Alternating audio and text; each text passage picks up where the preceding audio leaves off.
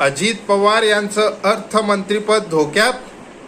एकनाथ शिंदे यांनी भारतीय जनता पार्टीकडे गृहमंत्रीपद देता येत नसेल तर किमान अर्थमंत्रीपद द्या अशी मागणी केली आहे. खरं तर ही लढाई नंबर 2 साठी आहे, कारण मुख्यमंत्री पदानंतर महत्त्वाचं पद गृहमंत्री आहे आणि गृहमंत्री पदानंतर महत्त्वाचं पद हे अर्थमंत्रीपद आहे.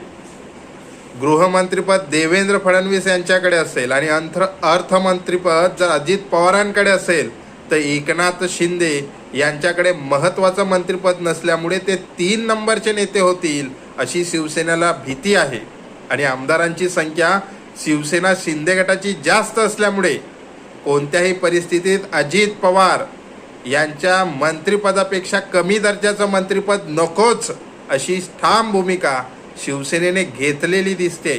आणि एकनाथ शिंदे यांनी अर्थमंत्रिपदाची मागणी केल्यामुळे अजितदादा यांचं अर्थमंत्रिपद धोक्यात आलं आहे आणि त्यासाठीच ते दिल्लीत अमित शहा यांची भेट घेण्यासाठी पोहोचले आहेत.